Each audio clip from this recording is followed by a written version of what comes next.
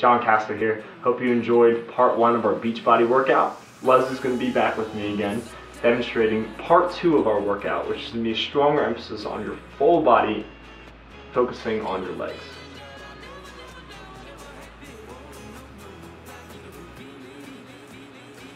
For our next move, Leslie's going to be doing a full body squat freestanding. The best thing about this is it hits pretty much every major muscle group from head to toe for the most part, but it really focuses on your core and lower body. As you can see here, she's doing it really well. She's driving her hips straight first. So if she comes up out of the squat, she goes back. First thing that happens is her butt goes straight towards the wall. See a lot of people where the knees will come forward. That's not what you want to see at first. You're going to get some knee flexion out of that, which is basically the knee comes towards me, which is fine. That's part of the squat movement. But you don't want to see that happen until the end right there.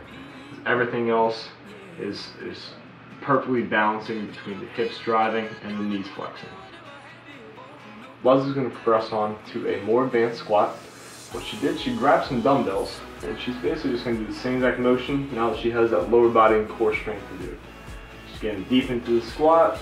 So you can see here from a front angle this time that her feet are about between shoulder and hip width, which is right where you want your squat. It's the most functional way to train through a squat.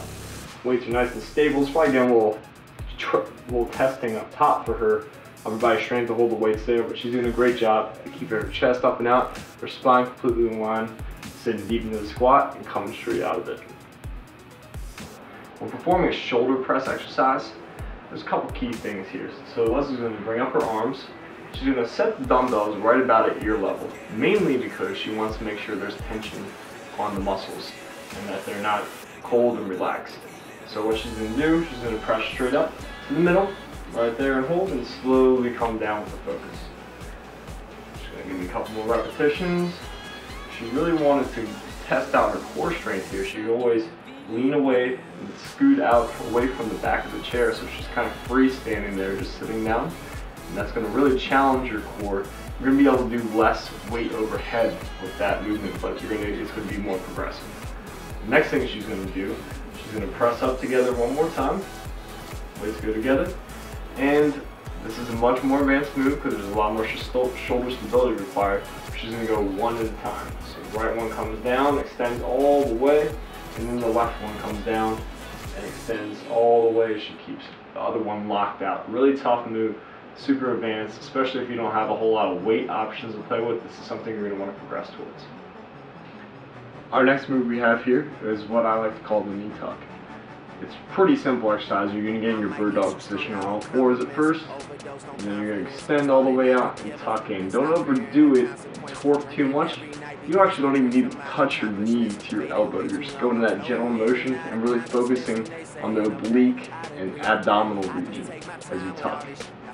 Now, what she also wants to watch for here is her stabilization. So let's say she doesn't have the best core strength. She'd probably want to walk her knees in a little bit so they're more directly into the hips, but she's doing a great job at keeping stable in her core as it is.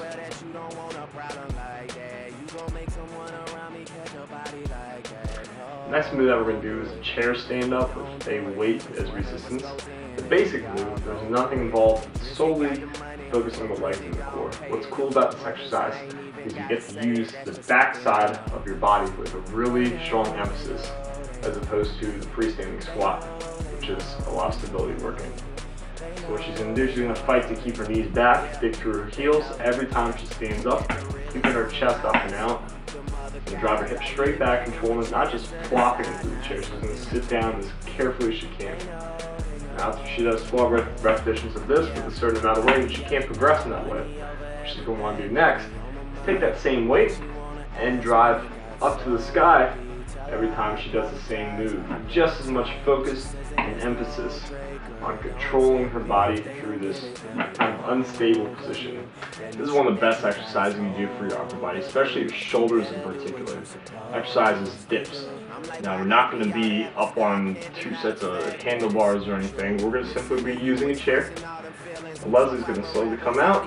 Her feet are fairly far out at this point. If she needs more support, she can actually walk her heels back a little bit. Don't walk her heels back. Right there. She can actually use the support of her legs to push through. She's doing a great job of keeping it down to 90 degrees, no deeper, because you put a lot of impingement and stress on your shoulder to do that. Now, if she wanted to make it more difficult, engage her core and challenge her shoulders more, she would simply walk out even further than when she first started. So Liz is about to go into a bridge exercise now, which is one of the best ways to strengthen your back and really engage your glutes and get some glute activation going. Now, you see she is lifted up, she's in a straight line, spine's fully engaged. She could bring her arms over top, and that would challenge her, completely test how much strength she really has back there. She could also walk the feet out a little bit if she wanted to test the leg strength as well a little bit more as the back strength too. You're going to hold this position much like a plank for up to 60 seconds as your first benchmark. The progression for a bridge is going to be when Leslie simply rests some dumbbells to give a little extra resistance and challenge her core that much more. The same exact thing as a standard bridge, launched completely in a straight line. This time she's grabbing some weights, resting them right on her hip bones, right where all the force is being exerted from. She's going to hold here, once again working towards 60 seconds.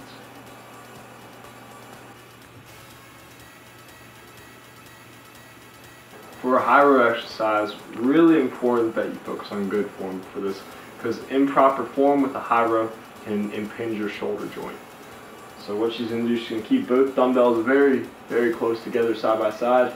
She's going to pull super high, dumbbells almost to her chin, elbows go as high as she can bring them. She's keeping it close to her body, she's not bringing it out and around. Doing a great job. Elbows should always be higher in this case. If it starts to bother your wrist, with just how you're holding it, bring your thumbs and wrap them around the front of the dumbbells. Also, if you're going kind of heavy with the dumbbells, you can also give a split stance to get more core strength and stability out of this exercise. Next we have the drop back lunge. This can be done a couple different ways. Now, you're probably going to want to start with using one leg at a time and not alternating. Once you progress further, then you could add in alternating legs one after another. In the meantime, you're probably going to want to stand somewhere close where you can reach out very quickly if you need to catch your balance. So Leslie's going to start demonstrating the exercise. She keeps her chest upright, drops her hip, and the leg all the way back, sets that foot, keeps the knee back relatively far, doesn't round the shoulders at all. She does a great job of stabilizing, and she drives straight up out of it. If we wanted to progress this exercise even more, we can not only do the alternating, but also she could grab some weights, hold them at the sides, hold them up at the top. A number of ways to do this, or you can go into what's called alternating jumping lunges. For our next ab exercise, Leslie's going to be demonstrating a bicycle move. So there's a couple key points to this. She wants to always keep her legs at a slightly elevated position. She never wants to see a dip in the foot as she brings it out. She wants to keep that kind of level at a certain plane there as she focuses on the upper body here. She's using her hands to support and also get that rotation with the core. Now what she's going to do to modify it is simply set both feet down to start and just pick up one at a time. It's a little less stress on the neck, a little bit easier to perform.